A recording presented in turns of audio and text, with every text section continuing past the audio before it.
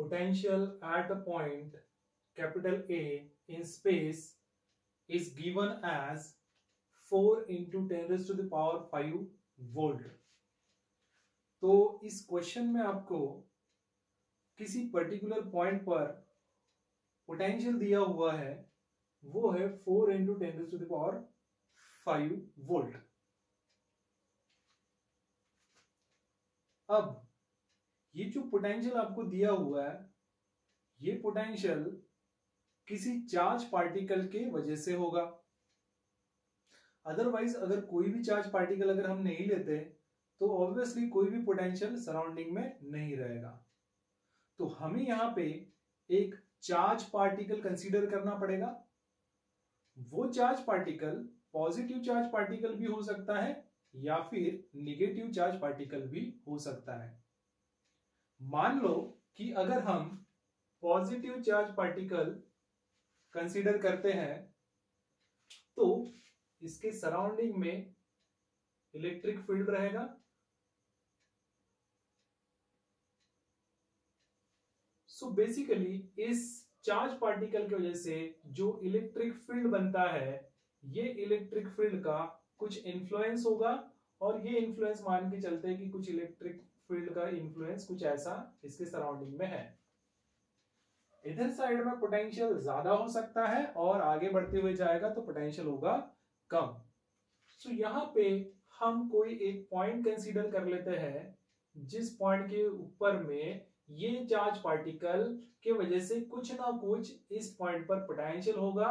वो पोटेंशियल जो हमें दिया हुआ है वो है 4 into 10 raise to the power 5 volt.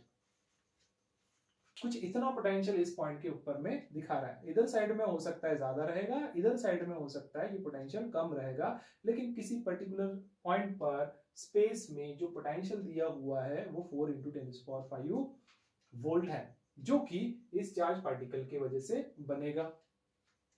आगे बढ़ते हैं।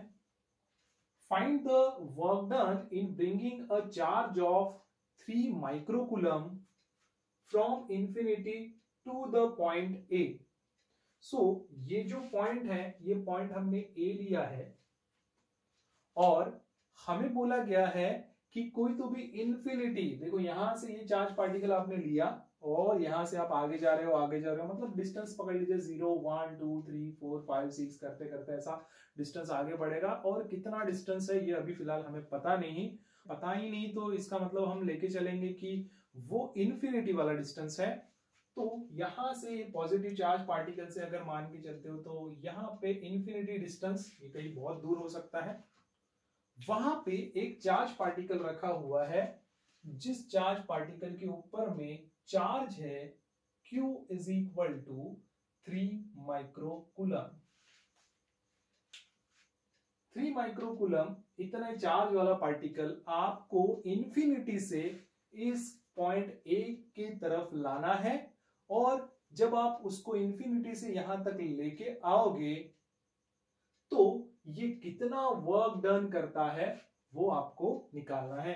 सो इस चार्ज पार्टिकल को हम इंफिनिटी से यहां पे, मतलब ऐसे धकेलते हुए इस चार्ज पार्टिकल को हम यहां से यहां तक लेके आ रहे हैं।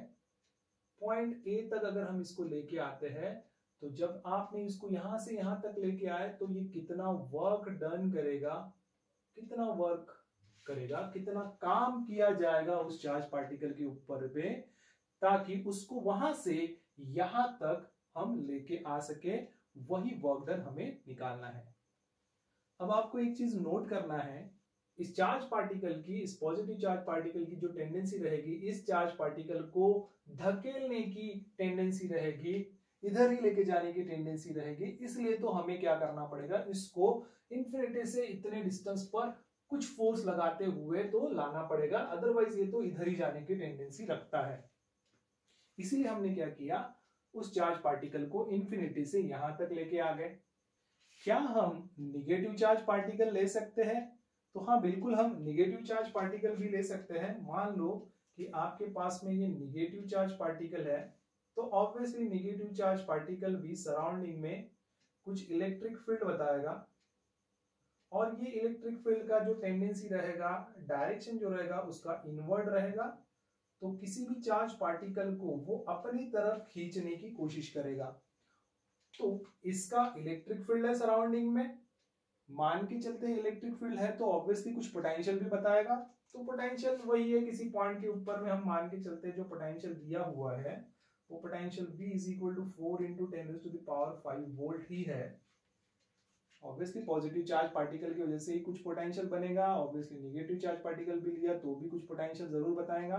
तो वही पोटेंशियल जो है दिया है तो हम वही लिख रहे हैं 4 इंटू 10⁵ वोल्ट।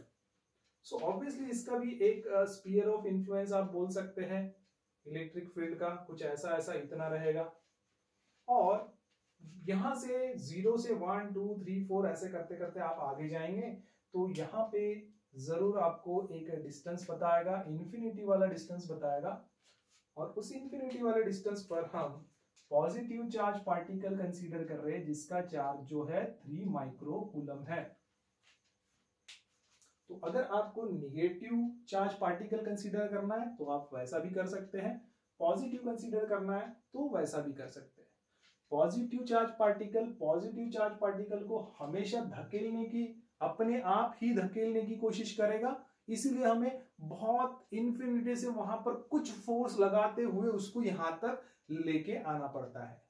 और निगेटिव चार्ज पार्टिकल में क्या होगा कि निगेटिव चार्ज पार्टिकल तो पॉजिटिव चार्ज पार्टिकल को अट्रैक्ट होता है, तो इस वजह से इसको धकेल के लाने की जरूरत नहीं पड़ेगी, इसको तो ये सीधा खींच ही लेगा अपने तरफ।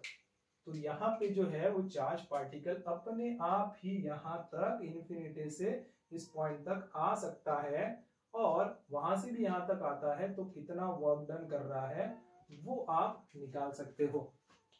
बट स्पेशली आपको क्वेश्चन में बोला गया था कि find the work done in bringing a charge of 3 microcoulomb. 3 microcoulomb इतने चार्ज वाले पार्टिकल को आपको धकेलते हुए यहां तक लेके आना है, ब्रिंगिंग बोला है, वहां से यहां तक लेके आना है। तो ऑब्वियसली हम जो एग्जांपल है वो पॉजिटिव चार्ज पार्टिकल का एग्जांपल ले सकते हैं। एक दूसरी चीज भी आपको यहां पे नोट करना है कि जो भी वर्क डन इसने यहां से यहां तक किया है वो वर्क डन स्टोर्ड होता है in the form of potential energy. तो इस पार्टिकल के अंदर में अभी जो एनर्जी है वो एनर्जी कौन सा रहेगा, तो वो रहेगा इलेक्ट्रिक पोटेंशियल एनर्जी। और इलेक्ट्रिक पोटेंशियल एनर्जी को दिखाया जाता है U से। फिलहाल तो हमें इस इलेक्ट्रिक पोटेंशियल एनर्जी के बारे में डिस्कस नहीं करना है, हमें कितना वर्क डन किया है इस पार्टिकल ने यहां से यहां तक, बस वही चीज हमें निकालना है। तो चलो कैसे निकालते हैं वो देख लेते हैं। जो चीज हमें गिवन दी है वो हम लिख लेते हैं। गिवन में आपको दिया हुआ है कि जो पोटेंशियल है स्पेस में वो है that is V is equal to 4 into 10⁵ volt. और दूसरी आपको एक चीज दी हुई है वो है वो चार्ज पार्टिकल, जिस चार्ज पार्टिकल के ऊपर में जो चार्ज है वो 3 माइक्रोकूलम है। सो वो चार्ज भी हम लिख देते हैं that is 3 microcoulomb, it is 3 into 10⁻⁻6 coulomb, क्योंकि 1 माइक्रोकूलम जो होता है इक्वल टू 10⁻⁻6 कूलम होता है। और ऐसा इसलिए हमने किया है क्योंकि ये आपको SI सिस्टम में दिख रहा है, तो ऑब्वियसली दूसरे को भी आपको SI सिस्टम में कन्वर्ट करना पड़ेगा, इसलिए हमने इसको माइक्रोकूलम का कूलम में कन्वर्ट कर दिया, क्योंकि चार्ज जो होता है उसका SI यूनिट कूलम ही होता है। अब बढ़ते इसके सॉल्यूशन की तरफ। किसी चार्ज पार्टिकल को जब आप इंफिनिटी से किसी पर्टिकुलर पॉइंट तक लेके आते हो under the influence of electric field, तो उसका जो फॉर्मूला होता है वो होता है W is equal to Q into V। तो ये लिख देते हैं हम, that is W is equal to Q into V। बस हम इसकी वैल्यूज पुट कर देंगे और आंसर निकालेंगे। तो Q का जो वैल्यू है वो है 3 इंटू 10⁻⁻6 इंटू जो पोटेंशियल दिया हुआ है इस चार्ज पार्टिकल की वजह से जो पोटेंशियल इस पॉइंट पर बनता है वो है 4 इंटू 10⁵. अगर हम इसको मल्टीप्लाई कर देते हैं 3 4 जा 12, तो ये हो जाएगा 12 इंटू ये लिखेंगे हम 10⁻⁻6 इंटू 10⁻5। यहाँ पे हम लॉज ऑफ इंडाइसेस का यूज करेंगे और इसको कैलकुलेट करेंगे। तो ये होगा 12 इंटू 10⁻, पावर्स का हो जाएगा एडिशन, तो -6 + 5 ये होता है -1। अब आपको -1 को अगर हटाना है तो यहाँ पे जो नंबर दिया है वहां पे आपको डेसिमल पॉइंट को शिफ्ट करना पड़ेगा। तो डेसिमल पॉइंट कहीं दिया नहीं है, मतलब डेसिमल पॉइंट सबसे लास्ट में है। तो यहाँ पे हम इस डेसिमल पॉइंट को 1 डिजिट लेफ्ट पे शिफ्ट कर देते हैं, ये हो जाएगा 1.2। और आपने इस डेसिमल पॉइंट को 1 डिजिट लेफ्ट में शिफ्ट किया, इसलिए आप लिखोगे 10⁻, प्लस लेफ्ट में शिफ्ट किया इसलिए प्लस, और 1 डिजिट शिफ्ट किया इसलिए 1 इंटू आगे में जो दिया है 10⁻⁻1, इसको हम जैसे का वैसा लिखेंगे। अब यहाँ पे भी लॉज ऑफ इंडाइसेस के हिसाब से अगर हम इसके पावर्स का एडिशन कर देते हैं तो +1 -1 ये हो जाएगा कैंसिल, और इस तरीके से आपको मिलता है 1.2। और ये है वर्क डन, और वर्क डन का जो SI यूनिट होता है वो होता है जूल। तो यहाँ पे हम लिख देते हैं जूल। सो 1.2 जूल इतना वर्क डन, ये चार्ज पार्टिकल जिसका चार्ज 3 माइक्रोकूलम है, उसको अगर आप इंफिनिटी से इस पॉइंट तक लेके आते हो जहां पे पोटेंशियल 4 × 10⁻5 वोल्ट है, तो उसका वर्क डन निकलता है 1.2 जूल। अब नेक्स्ट क्वेश्चन की तरफ जाते हैं। नेक्स्ट क्वेश्चन आपको ऐसा पूछा गया है, does the answer depend on the path along which the charge is brought. मतलब ये जो चार्ज पार्टिकल है, उस चार्ज पार्टिकल को आपने यहां से यहां तक लेके आए, तो मैंने जब इस चार्ज पार्टिकल को यहां से यहां तक लेके आया हूं तो कुछ इस पाथ से लेके आया हूं। तो इस तरीके से मैंने सीधा सीधा ही इसको यहां से धकेलते हुए सीधा सीधा यहां तक लेके आया। तो क्वेश्चन में ऐसा पूछा गया है कि ये जो वर्क डन इसने यहां से यहां तक किया है, क्या ये वर्क डन उसके पाथ पे डिपेंड है? तो देखिए, अगर मैं इस चार्ज पार्टिकल को कुछ इस पाथ से भी लेके आता, मान लो इसको मैं कुछ ऐसे पाथ से लेके आता, ऐसे घुमा के इधर से मैं लेके आता, तो भी वर्क डन करने के लिए किन चीजों की जरूरत है? Work done is equal to Q × V होना चाहिए। मतलब उस चार्ज पार्टिकल के ऊपर में जो चार्ज है वो पता होना चाहिए, और जहां तक आप लेके आ रहे हो उस पॉइंट का जो पोटेंशियल है वो पता होना चाहिए। दो ही चीजों की जरूरत होती है। तो चाहे मैं इसको यहां से भी लेके आऊं तो भी मुझे Q × V करना पड़ेगा, work done is equal to Q × V करना पड़ेगा। तो ऑब्वियसली मुझे वही आंसर मिलने वाला है।